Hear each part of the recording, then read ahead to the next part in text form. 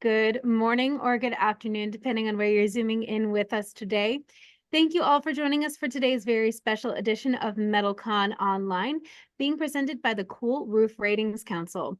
Today we have three presenters with us. We have Audrey McGarrell, David Cocuzzi, and Beth James, and I am going to butcher her second last name, so I'm not even going to say it. So sorry about that.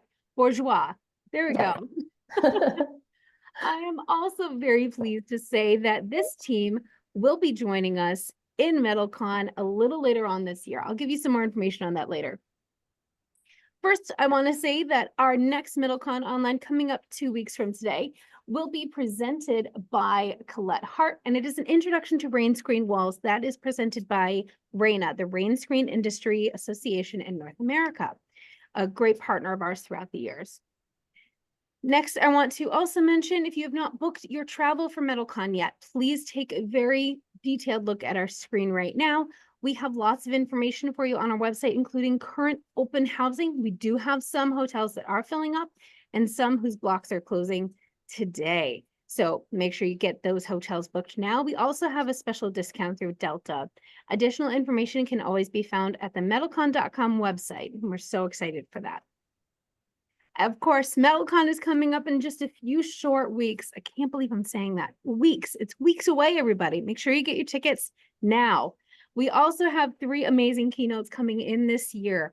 We have one on Wednesday that is going to be Joe Theismann, an NFL great. Then we have Dr. Anirban Basu, who will be talking about what is to come in the metal construction industry as we look forward several years out. Finally, bringing up the Friday presentation will be Dr. Melissa Furman. Dr. Furman is a returning speaker for us, and she's fantastic, incredibly engaging, and we highly encourage everyone who's attending to stay and see her presentation. I'm also very excited to say that CRRC will be presenting at METALCON this year on Thursday, October 31st in the Building Performance Learning Center. They will be talking about the advancements in cool roof and wall evaluation and compliance. Super important topics, something everyone needs to be aware of. And this session will be earning you credits for future years and through multiple different associations. Finally, if you've not yet registered for METALCON, take a look at your screen now. We do have a discount code available for you. That discount code is MC Online. That gets you $30 off. So make sure you take advantage of any available discounts you have at your fingertips. Lastly, we are going to ask you to fill out a survey at the end of this webinar. That survey is simply so we know what you like, what you don't like. It also helps us understand what we can do going forward to make sure that we're providing the best content for you and for your likes and your businesses. If you do run into any technical issues, you are more than welcome to shoot a message in the chat. I'll be the one to help with any tech issues. Everything else will be handled via the Q&A section. Please submit your questions for the team here, for Audrey, David, and Beth, in that Q&A section. If you have any questions beyond that, don't hesitate to let us know. And of course, at the very tail end, we will be taking questions with you as well. So without further ado, I'm going to hand this over to Audrey, David, and Beth. Guys, go ahead and take it away. Awesome. Thanks, Kaylin. I'm just going to get the screen share set up here. Okay, can you confirm that you can see the slides? We are seeing your slides. Awesome. Okay. Well, hi, everyone. Welcome to our presentation on demystifying the CRRC product rating process for metal roofing and siding. We're super excited to share with you today, and as Kaylin mentioned, see you all at METALCON just next month. So before we begin, we're going to do a quick round of introductions. My name is Audrey McGarrell, and I am the project manager for the Cool Roof Rating Council, or CRRC. I head up the CRRC's marketing and communications, as well as doing education and outreach like this webinar today. And I also run our technical committees for our roof and our wall programs. I previously managed the launch and the early operation, the first couple years of the CRRC Wall Product Rating Program, which we're going to talk more about today. And as far as my background, I have a master's degree in public administration and a bachelor's in Spanish from Shippensburg University. I am also a lead green associate, and my prior prior background is in managing certification programs for steel framing products and other building product quality assurance programs. And I will now turn it over to Beth. Great. Hi, I'm Beth James-Bourgeois, and I am the program manager of the Coil Roof Rating Council. As program manager, I run both the roof and wall rating programs, which includes working with manufacturers to become licensees and assisting licensees with their CRRC product ratings. I also oversee our website and information systems, so working with our developers to maintain and enhance the CRRC online rating portal and the CRRC website. I hold a bachelor's degree in business administration and business marketing from the University of Alaska Anchorage. And the majority of my background is actually in retail and grocery management and administration. And I'll pass it on to David. Hello, everybody. My name is David Cocuzzi. I'm the technical director of the National Coil Coating Association. I've got a degree in chemistry 50 years ago. I stepped into the TD role in April of 2015, having worked with Sherwin-Williams and AkzoNobel for 45 years in various technical roles, concluding my career as the global R&D director for coil and extrusion with AkzoNobel. I worked with the Cool Roof Rating Council, CRRC, way back in 1998 as the group was developing its nascent roof rating program. I served as the board chair in the early 2000s, and I'm back again on the board. That's my long way of saying that I've been immersed in the formulation of durable, heat-reflective coil coating paints for a long time, as well as helping CRRC construct a sensible program for the pre-painted metal industry. Thanks, David. Okay, so just to provide a little overview of what you can expect today, we're going to take kind of a deep dive into some frequently asked questions that we get about the CRRC product rating programs, specifically related to the metal industry. So we'll first provide a brief overview of the CRRC and on what our product rating programs are. And then we're going to enter into our moderated discussion where David's going to be asking Beth and I some questions about the roles of different players in the metal industry when it comes to obtaining a CRRC rating, as well as navigating the color family programs and some key differences between the roof and the wall programs. After we get through that, we'll open it up for Q&A at the end. So you can go ahead and put questions in the Q&A if you think of them, but we're not going to actually address them until the end of the presentation. So let's begin with some information about the CRRC. So the CRRC is a 501c3 nonprofit organization, and our mission is to bring objective scientific information related to cool surfaces to critical discussions and informed decisions about the impacts of heat islands, extreme heat, and energy use in the built environment. We are a member-based organization, and we're made up of members representing both the roofing and exterior wall product industries, as well as general interests such as contractors, laboratories, governments, utilities, nonprofits, and more. While we also conduct technical research and education and outreach, our product rating programs are really at the core of what we do as an organization. The CRRC Roof program has been around for over 20 years, and we have over 3,000 products currently rated on the roof directory.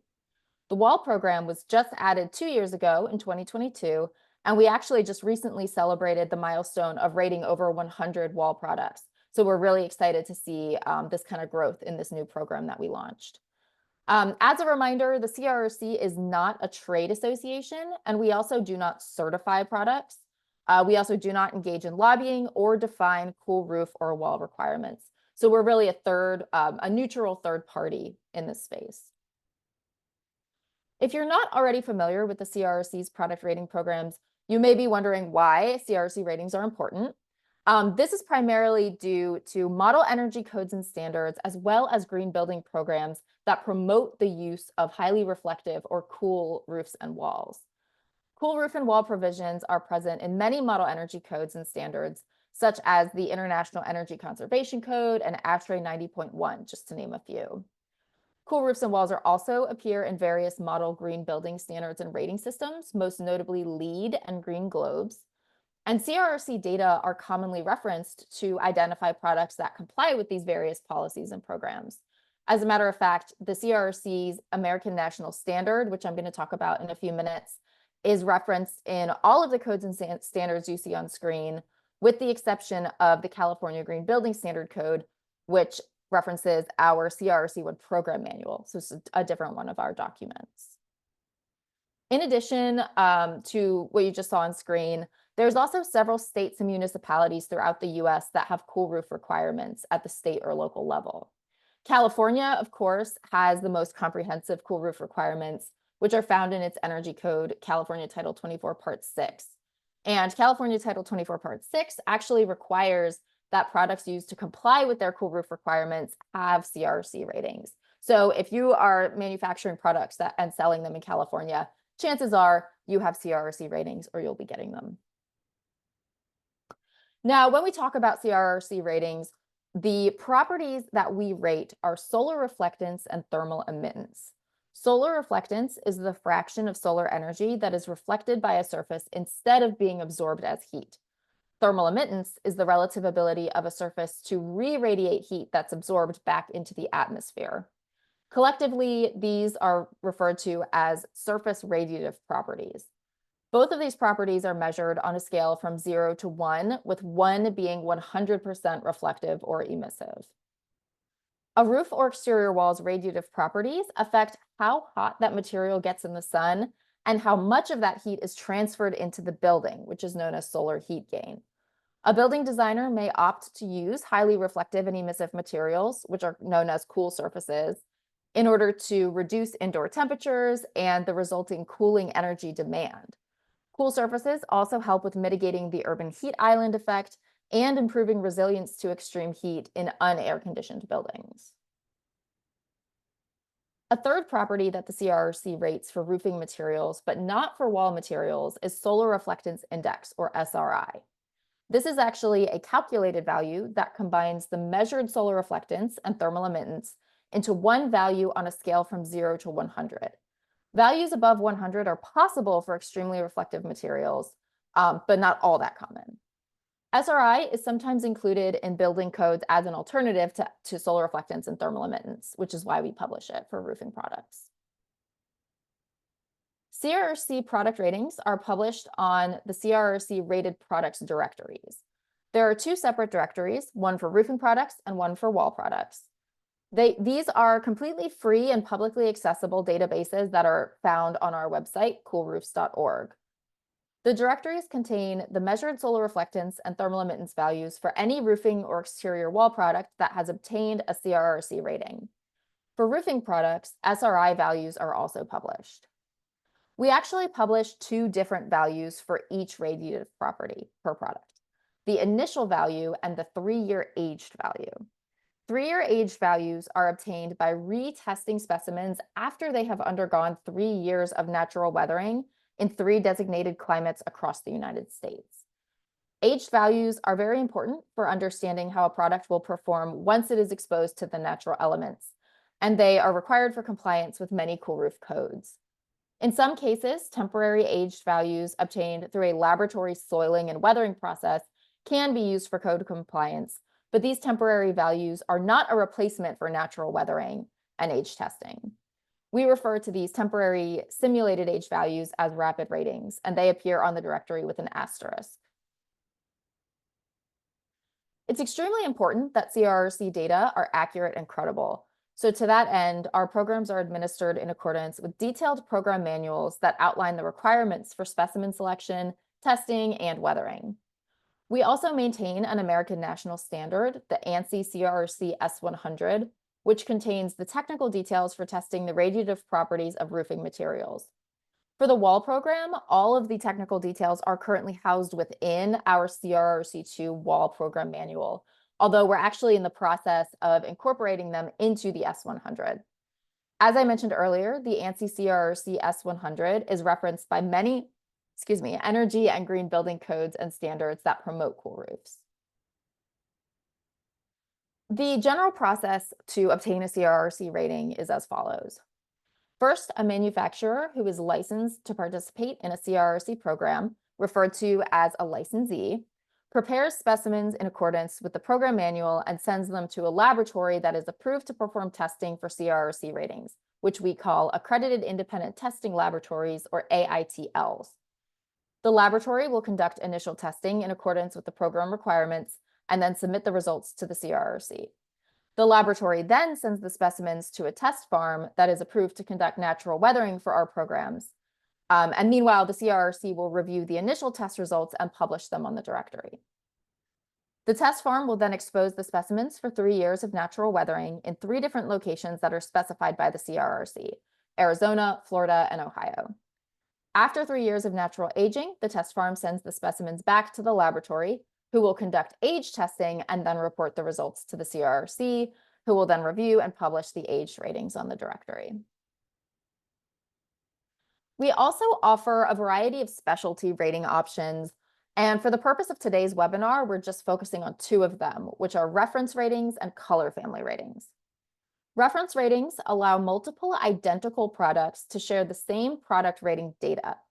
For example, one company may complete the rating process for a product it manufactures and then give another company who is bringing that product to market permission to reference the existing test data instead of completing the rating process themselves. Beth will elaborate more on how reference ratings are typically used in the metal industry. Color family ratings allow products from the same product line that are very similar in color to be rated as a group. One product in the color family group still must undergo the standard rating process, but the rest of the products are able to follow a simplified rating process. The product that undergoes the standard rating process is called the representative element, and the rest of the products that follow the more simplified rating process are called additional elements. And Beth is also going to go into more detail about some of the nuances to be aware of when pursuing color family ratings. We're going to keep it pretty high level on today's presentation, but if you do want to learn more about the technical details of these rating options, you can always visit coolroofs.org or contact any of us after the presentation. So with that, I'm going to turn it over to our moderator, David Cocuzzi, to start the conversation about the different roles of paint manufacturers, coil coaters, and fabricators in the CRRC rating process. All right, thank you, Audrey. The metal building value chain is unique as compared to other roofing materials.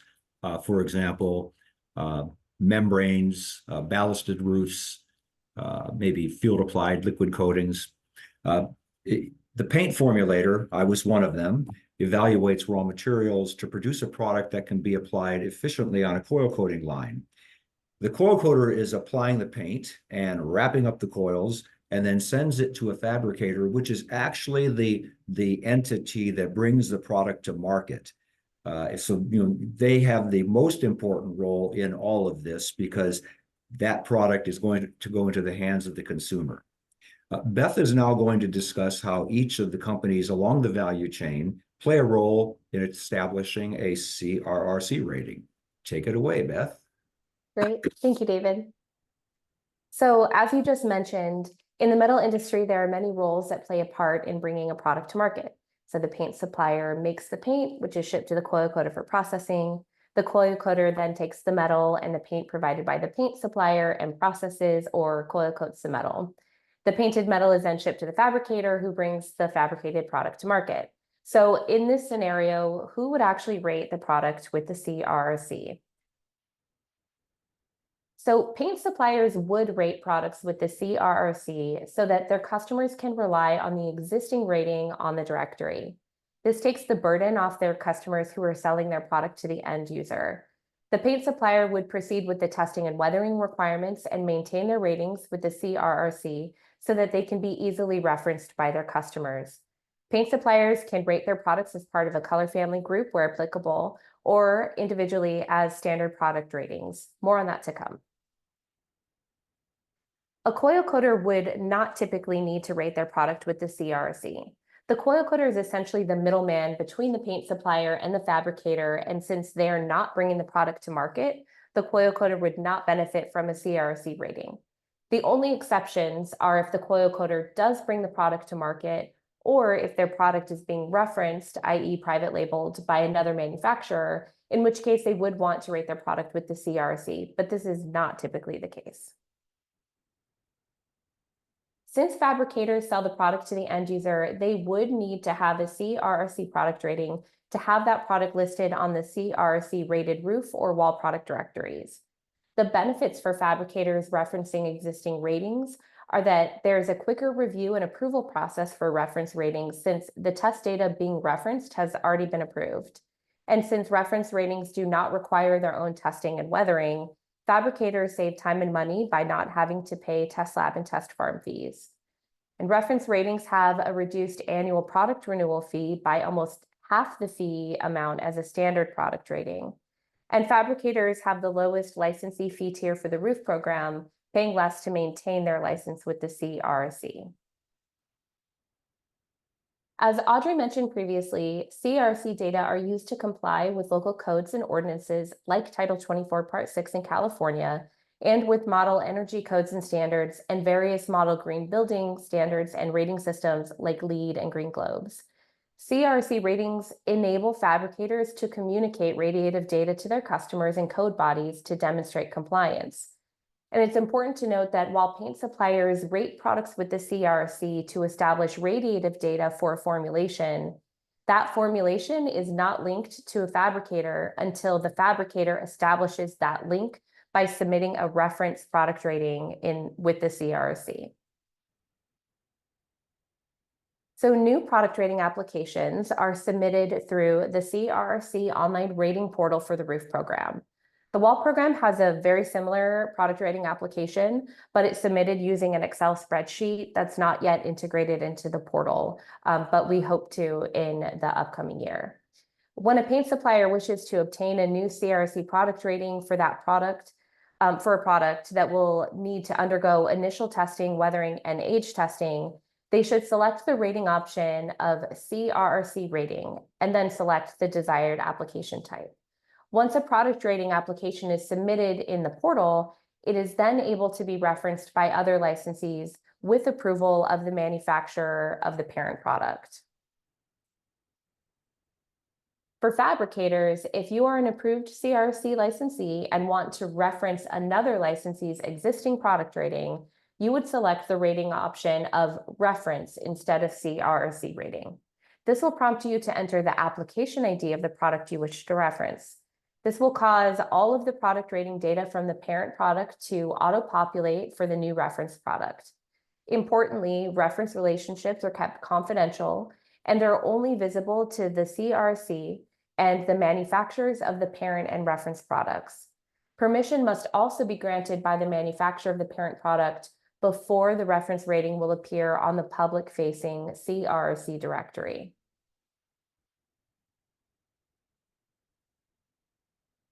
The application ID that is required to submit a reference application is different from the CRRC product ID. The CRRC product ID is how your product is identified on the public-facing directory and on CRRC rated product labels.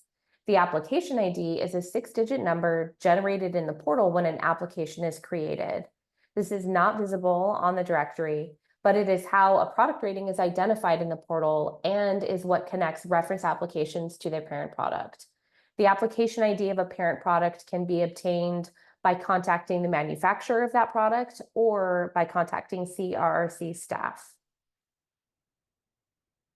So I just want to note that while we've discussed who in the metal industry would typically submit product rating applications in the portal with a focus on reference ratings, any CRRC licensee can submit a standard product rating in the portal and have that product proceed with testing and weathering to appear on the rated products directory. We discussed how fabricators would submit reference applications in the portal since they rely on product rating radiative data established by the paint supplier. However, if the paint supplier is not planning on rating a particular color, the fabricator can still submit a standard product rating and proceed with the testing and weathering requirements of that product on their own, not connected to the paint supplier. Likewise, paint suppliers are not required to participate in the color family program. If a product does not qualify, or if a paint supplier wants to rate a product that does not have other products that would fit in a color family, they can also submit a standard product rating. So as previously mentioned, if you're referencing an existing rating, you will require the CRRC application ID of the product you're referencing. This can be obtained by the paint supplier or CRRC staff. which leads me to my next tip: when in doubt, ask for help. As the CRRC program manager, any questions about your product ratings will be directed to me, and I'm happy to help with any and all questions.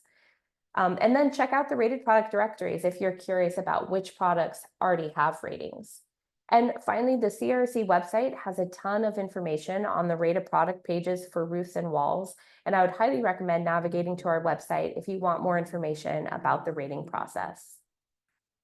And I'll pass it back to David.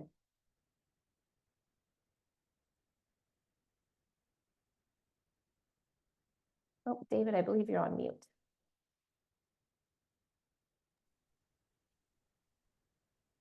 Thank you, Beth. One of the key parts of the CRRC rating program for metal products are the roof color program, color family program, and the wall color family program. Imagine if the hundreds and maybe even thousands of colors that we use in the pre-painted metal industry would require individual solar reflectance and thermal emittance testing, along with weathering at 3 test farms, and then finally read again by an AITL. The costs would be prohibitive. CRRC recognized this early on, and with the help of a lot of us in the industry, we created a color family program that permitted similar colors within a particular paint chemistry, PVDF or SMP or polyester. We allow those things to be grouped into families. Each family would be represented by a single formulation, which would go through the rigorous testing protocol that Beth has already mentioned. So think of the representative formulation to be the parent, and the members of that family are the kids that are all a bit different, but they have similar DNA. So Beth is going to go into more detail. So take it away, Beth. Okay. Thank you, David. So prior to delving into the relationship between color family applications and reference applications, I just want to provide a brief overview of the color family programs to provide some context. So color family programs for roofs and walls allow similar colored products with the same resin binder technology to be rated as a single product group for factory coated metal and architectural coatings and factory coated metal for the wall program. The roof and wall color family programs are slightly different, but both share the same general concept. So some similarities are that both the roof and wall color family programs begin with choosing a product that will become the representative for that color group. The representative element proceeds with initial testing and 3-year weathering, followed by age testing. Additional elements in both programs only have initial testing conducted and inherit age test data from the representative. This saves a lot of time and money, not having to proceed with weathering and age testing for each additional element, as David mentioned. CRRC product rating fees for additional elements are also lower than representative elements. So for both programs, the representative and additional elements must have color testing completed to qualify for a particular color family. And if a product does not pass the color test, then that product particular color cannot be included in that color family and must be tested as a standard product or as part of a different color family. One of the main differences between the roof and wall color family programs is that the roof program publishes assigned values on the directory, while the wall program publishes actual measured values on the directory. For the roof program, there are 17 color families that have assigned solar reflectance and thermal emittance values. To qualify, the roof color must fall within the color range, and the initial tested data must meet or exceed the assigned values. If this criteria is met, then the assigned values are published on the directory. When age testing is completed for the representative element, the measured aged values or the assigned values, whichever are lower, are published on the directory as the aged ratings for all elements in that color family group. In the roof program, for a color to qualify as the representative of that color group, the initial test data just needs to meet or exceed the assigned values. For the wall program, however, it is the color family with the product in a color family with the lowest solar reflectance that is assigned as a representative. So there are no assigned values, but the color ranges are still used to ensure that products fall within a specified color group. If they do, then the measured values can be published on the directory. For wall additional elements, the solar reflectance must be equal to or greater than the representative to qualify. Some additional differences between the programs are that only factory coated metal is included in the roof program, but the wall program includes factory coated metal and architectural coatings. Initial and age testing for representative elements in both programs must be conducted by a participating accredited independent testing laboratory. But for the wall program only, approved manufacturer testing laboratories can submit initial test results for additional element applications. The Hunter LEB color range is used in both programs for factory coated metal, since that is the industry accepted color range. But the wall program uses the C-Lab color range for architectural coatings, since that is preferred by architectural coating industries. As mentioned previously, the roof program publishes assigned values, while the wall program publishes actual measured values. So hopefully all of that background into color families will provide some context in understanding the relationship between product ratings in the portal. So going back to who typically submits product ratings in the metal industry, there's the paint supplier and the fabricator who brings the product to the end user. As you can see on screen, there's a trickle-down effect. So at the top, you have a representative element submitted by the paint supplier that may be referenced by numerous additional elements in a particular color family group, which rely on the age data from the representative. Those representative and additional elements can then be referenced by the fabricator. So in some cases, those references are then referenced by other licensees, creating children, grandchildren, or in some cases, great-grandchildren that are all relying on the top representative element.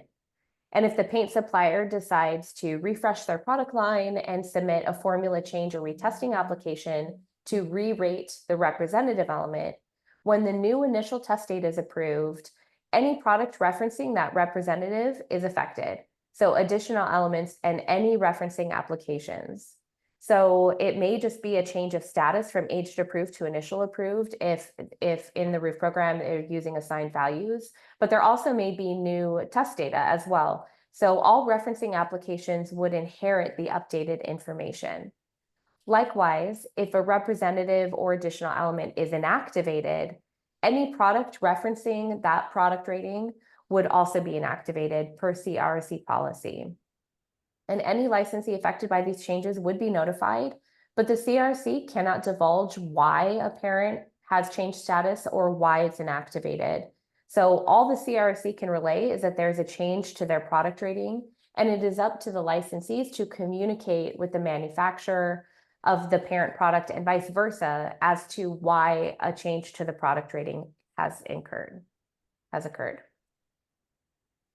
So just to reiterate, a color family product rating could change if the product is reformulated or retested, which could result in a change in status or test values, or if the product rating is inactivated and removed from the directory.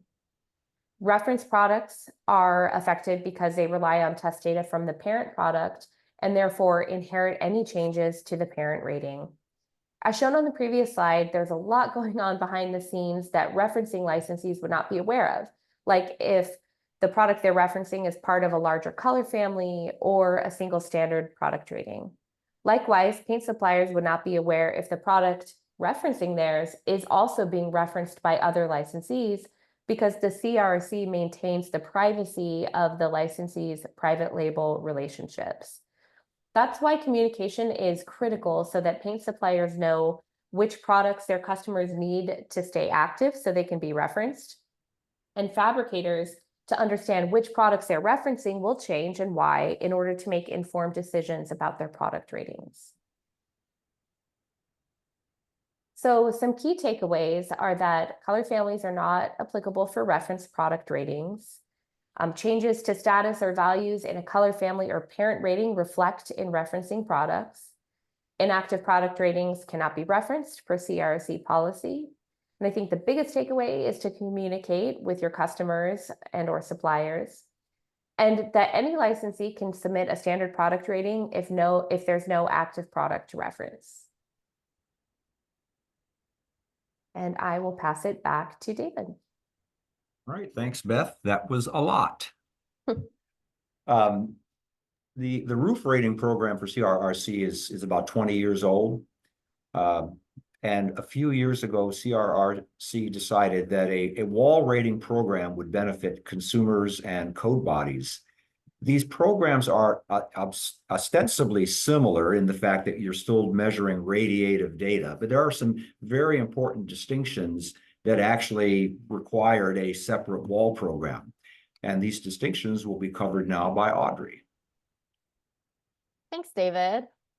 So one of the questions that we sometimes get from roof program participants, and particularly participants in the metal industry, since a lot of times the very same coating and metal material can be used to make both roofing and exterior wall products, is can I just roll my roof ratings into wall ratings? While that would be extremely convenient, there are a few key technical reasons that roof product ratings can't simply be repackaged as ratings for exterior wall products.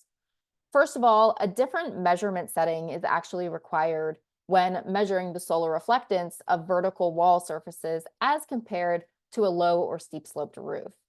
This setting has to do with the air mass or the path of solar radiation to the surface. And because of the orientation of vertical walls, they actually do interact differently with solar radiation than a roof. Sorry, I lost my place. So the requirement to use a different air mass setting for wall ratings was based upon research performed by Lawrence Berkeley National Laboratory and vetted by the subject matter experts on the CRRC Wall Product Steering Committee. So it's really important, kind of one of the key elements of the credibility of this program is that we are using the most modern and the most accurate solar reflectance test method available. Secondly, wall products are required to be mounted at a 90-degree vertical angle for natural weathering, unlike roofing products, which are exposed at either a 5-degree angle for low-sloped products or a 45-degree angle for steep-slope products. This is, again, to ensure that the aged values most closely represent how the wall product will behave once it's installed. As I'm sure you can imagine, things like UV radiation, soiling, biological growth, all of those things may occur on a roof as compared to a wall. They might behave differently because of the orientation. There's several other technical differences between the two programs as well. For instance, there are some differences in the specimen size and substrate requirements between the two programs, though these don't typically apply for metal products. That more so has to do with a field applied coating on the roof side or an architectural coating on the wall side. Also, as I mentioned earlier, rapid ratings are offered in the roof program. And again, those are those temporary simulated aged values, but those are not available currently in the wall program. And that is because the formulation and the protocol for performing that laboratory soiling and weathering, that is specifically formulated for roofs and how they perform when they're exposed to the elements. And again, it's not an identical situation with walls. Likewise, solar reflectance index or SRI values are published only in the roof program and not in the wall program. This is because the formula for calculating solar reflectance index contains certain assumptions that are not applicable for vertical surfaces. Finally, the color family program details and eligibility requirements have slight differences between the two programs, as Beth just described. And this also includes the ability for manufacturer laboratories to become approved to submit certain radiative property data for color family ratings in the wall program, but not in the roof program. Lastly, there's also some administrative differences between the two programs. For one thing, a company that sells both roofing and exterior wall products still must separately become licensed to participate in each program. So being licensed to participate in the roof program doesn't automatically make you licensed to participate in the wall program. And of course, that's just a little bit of paperwork. It's not a big deal to get licensed in both programs. We have many licensees that are. In addition, the wall program uses different application and reporting forms than the roof program. While, as Beth mentioned, the roof program is operated within our online rating portal, the wall program has not yet been integrated into this online tool, although we do plan to integrate it in 2025. Finally, due to the differences in the program technical requirements, there's also some different requirements that testing laboratories and test farms need to meet in order to qualify to perform testing for the wall program. So again, just because the laboratory is approved to perform testing in the roof program, that doesn't automatically qualify them to do testing for the wall program. We do work with our laboratories to train them on the wall program and make sure they have the equipment that they need. And all of that information can be found on our website if you're not sure if a laboratory you'd like to work with is approved to perform testing for both programs or not. So as we get close to wrapping up here, we've talked a lot today about the differences between the roof and wall programs, and we're very aware that this can add a layer of confusion to the programs. However, I do want to mention that the CRRC is always looking at ways to improve and align the programs. And many of the differences between them is simply a product of the fact that the wall program was just developed in the last 5 or so years, whereas the roofing program was developed over 20 years ago.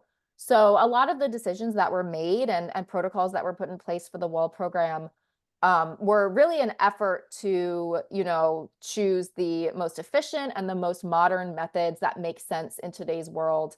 And what our goal really is to take what we have learned from the wall program, take the methodologies that have worked really well, and work on working with industry and existing licensees to make those similar changes to the roof program. So, really a lot of these differences, they might seem confusing or very serious, but in reality, a lot of it is protocol, and a lot of it we are hoping to improve and align in the future. Furthermore, with the wall program, operating outside of our online portal, for example, that's to do with the fact that it is a very young program, and we have had to keep costs low to make sure that we are, staying within our budget for this very new program. Like I said, we do plan on investing in IT for that program and getting it up and running in the portal.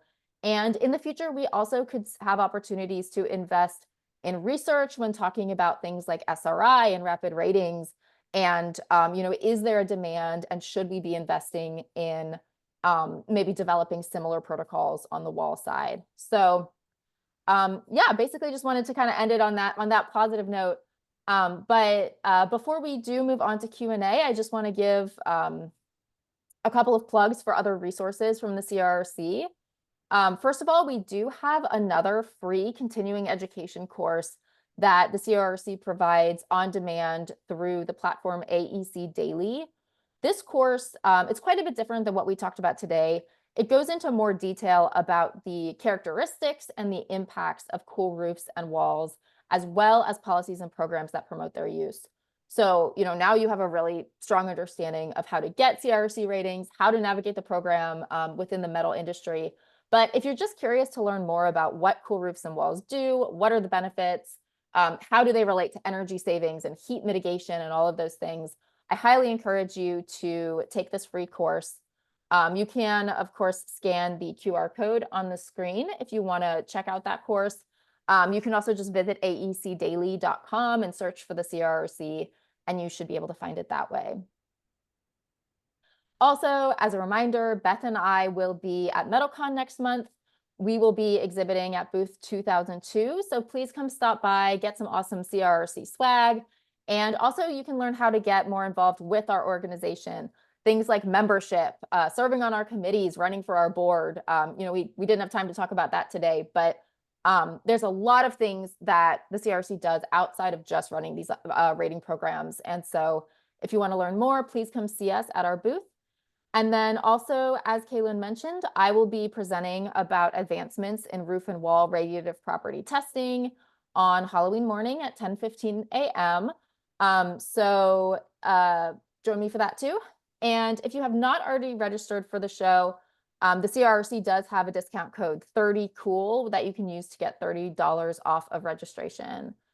And so with that, I will hand it back to David to kick us off for Q&A. Thanks, everyone. All right. Thank you, Audrey. Thank you, Beth. We have an excellent question from Paul Head. They manufacture a building integrated PV solar metal roofing panel. So this is a composite. It has a coating, of course, applied by the coil coater. And then the PV cell is put in place, which is then also then covered by a Teflon coating made by 3M. And he's wondering, how would you get this product rated? Now, I think I know the answer, but I'm smart enough to know that the people that really know the ins and outs of this program, that's Audrey and Beth. I'll let you answer that question. Well, that is a really good question. What the CRRC is concerned with is the layer that encounters sun, right? So the topmost layer of the product is what is reflective or emissive, and those are the values we rate: solar reflectance and thermal emittance. So if there is a coating that is on the top of it, that coating, if it's the 3M coating, they would need to be a licensee. They would need to have that product rated for you to then reference that product. Or if you were seeking out the product rating yourself, you could send in, follow the requirements in the CRRC 1 or CRRC 2 product rating program manuals, and have that product proceed with testing and weathering on following the requirements in the manuals. Yeah. Does that, David, did you have a different thought on that answer? No, I think I have the same thought, but a manufacturer can submit a piece of their finished product for testing. Correct. For solar reflectance, thermal emittance, and then age. So in this particular case, this is sort of like a composite, right? It's got a clear layer, a PV layer, a paint layer, and it's sitting on top of a piece of metal. That whole thing could be submitted for testing, correct? Correct. Yes. Okay. Yeah, but the values, the measurements, it is the topmost layer that, just looking on the, that's what will determine the reflectance. If it's a composite and it's all kind of, I'm not too familiar with this type of product, so, pardon any mistakes, David, but if it's a layered system, the top layer is what is measured for solar reflectance and thermal emittance. But if the thickness, if it's built up, then that would, could affect the value. So yeah, you would just want to take a piece of that product for the size requirements of the, CRRC 1, and that would be tested and measured. Yeah, Beth, I think this is a very unique case. By the way, Paul's mentioned that he'll bring a small sample to you at METALCON. Oh, great. Perfect. But the top layer is a clear layer. So when you go to measure the thermal emittance, then yes, I think that polymer layer is probably going to dominate that reading. But I think when you go to measure the solar reflectance, it's going to be transparent to the light going through the top layer and then encountering the PV layer, which I presume has, every PV cell I've seen looks rather dark, but even if it's not dark, it's eventually going to, encounter something that's going to reflect a certain amount of light and absorb a certain amount of light. But Paul, I think it's just a matter of talking with the ladies that will be at METALCON and finding a way to get your product, put through the testing protocol. What I find interesting is, let's just say that if you were to measure the solar reflectance of this composite and it were less than, let's say, 25%, and if it's for steep slope roofing, it would need to be higher than 25% in California. I wonder if there's any accommodation that California would make, since this product is actually going to generate electricity.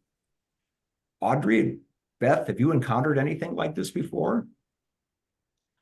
That would need to be a question for the California Energy Commission. Unfortunately, we can't make, they have their requirements.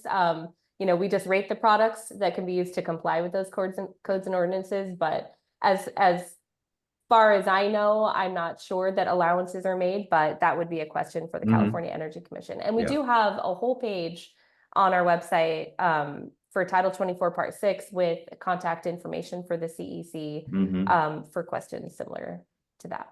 Yeah, I'd be really curious. I don't know off the top of my head, but we are seeing more of those like solar shingles. I know there's several different companies making those. I don't know how if California is holding them to the normal cool roof requirements in the code. I'm not sure how if one thing outweighs the other. I'm not familiar with California's solar requirements, but that's probably something we should figure out because this is a growing industry. Yeah, definitely. Well, in a month, you're going to hold something in your hand. That will be the initiative. I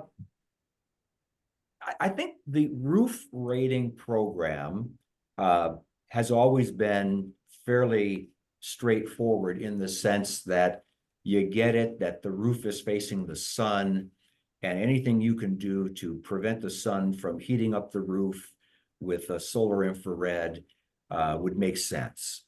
But walls are vertical. So what was the instigation there to create a wall program, since it's not as obvious as roofing? Yeah, I can take this one. So back in 2019, the California Energy Commission released a huge study that was funded by the CRRC, not the CRC, the CEC, the California Energy Commission. And it was a collaboration among Lawrence Berkeley National Lab, Arizona State University, a bunch of other major players in this industry, or not industry, but in this research area. And that study took a look at the concept of cool exterior walls and the efficacy of reflective walls as compared to cool roofs, which of course is a very established research area. There's a lot of studies that show the effect that cool roofs can have on energy savings, mitigating urban heat, etc. And what that study found is that cool exterior walls in basically the southern half of the United States, so ASHRAE climate zones 1 through 4, cool exterior walls are comparable to cool roofs when it comes to mitigating the urban heat island effect and helping save energy on cooling energy costs. And I actually misspoke. The energy savings is more so in that southern half of the US, whereas the urban heat mitigation is actually applicable across the entire United States. So anywhere that experiences the urban heat island effect, where an urbanized area is hotter than its suburban or rural surroundings, cool exterior walls, as well as cool roofs, can help reduce those outdoor temperatures by absorbing less heat and then releasing less heat into the local environment. So anyway, the findings of that study were really the impetus for the CRRC to get on board with creating a wall program, because we are anticipating that we're going to see, and now we have seen, more adoption and more interest in using solar reflective walls in addition to just cool roofs. And another kind of related thing is that coming out of that study, LEED adopted a pilot credit for cool exterior walls. It's called, something to the effect of mitigating heat with cool walls. And once again, LEED is one of the market drivers for cool roofs and now cool walls as well. And so using the CRRC directory is a way that people can find products in order to try to earn that LEED credit.